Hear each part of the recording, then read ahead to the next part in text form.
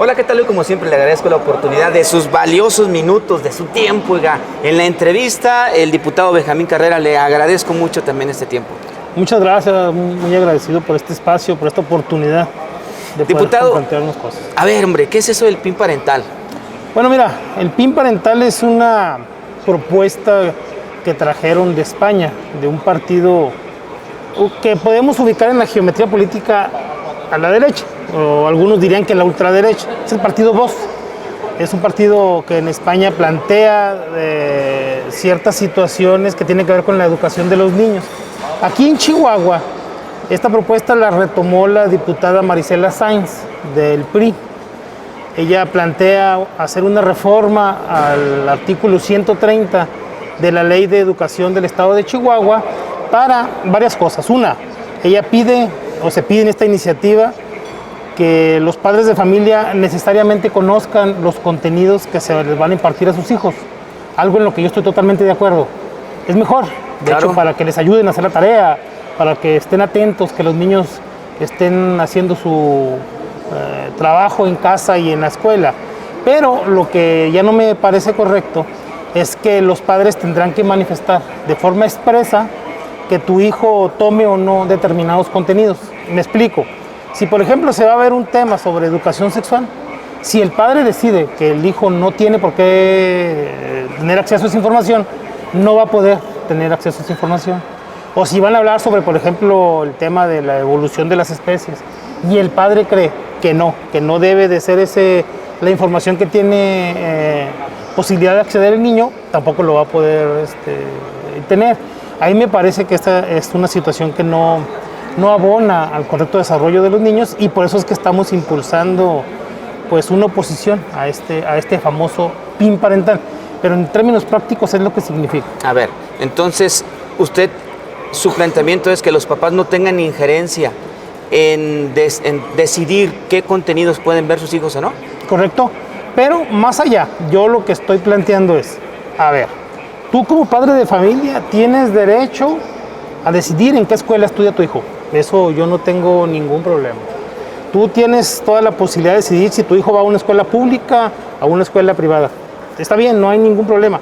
Lo que no tienes derecho como padre de familia, y me explico por qué, porque se ha estado planteando que los niños son propiedad de los padres. Eso es totalmente falso, totalmente aberrante. Los niños no son objetos de cuidado, son sujetos de derecho. Y por lo tanto, no pueden los padres, si bien es cierto, decidir a qué escuela pueden ir, no pueden los padres decidir si los niños tienen acceso a un derecho o no. Y en el artículo 3 de la Constitución mexicana dice que los niños tienen derecho a una educación laica, científica, humanista.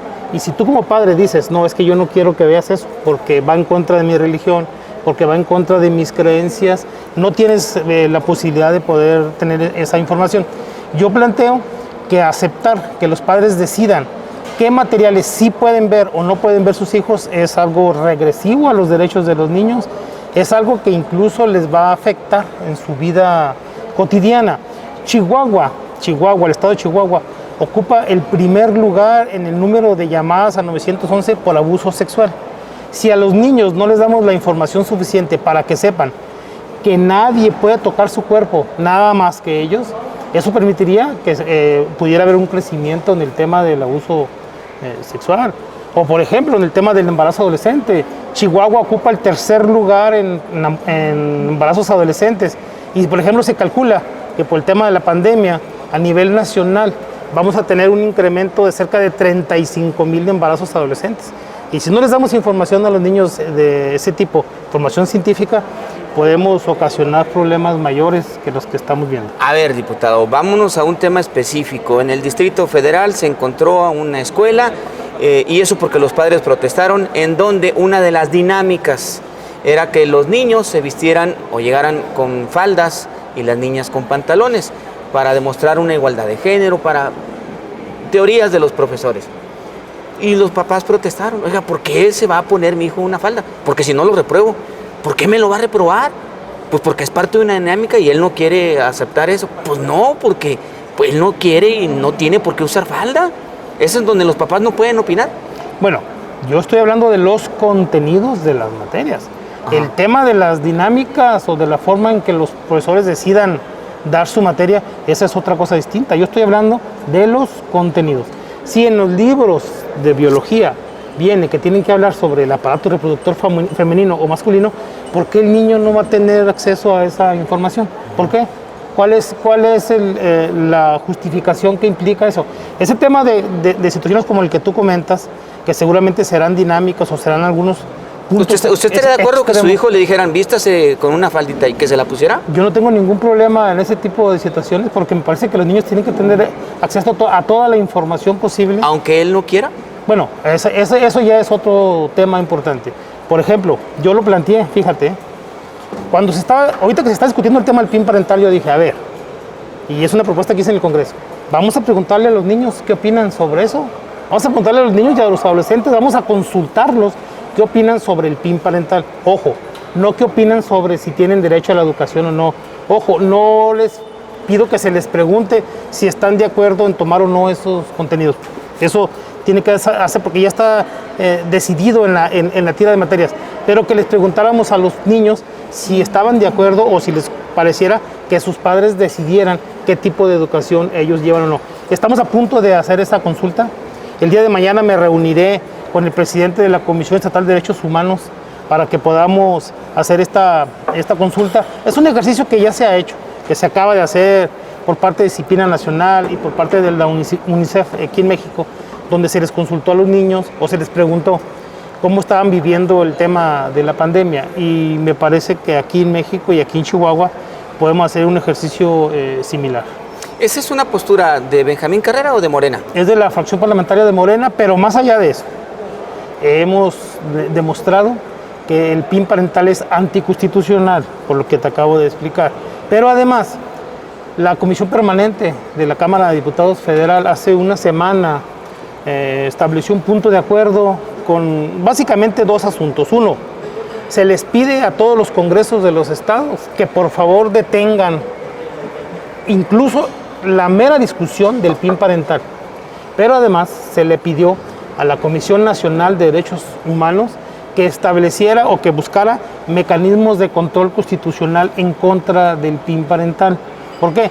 Porque ya se ha demostrado por parte de muchos actores que es un tema que es sumamente anticonstitucional.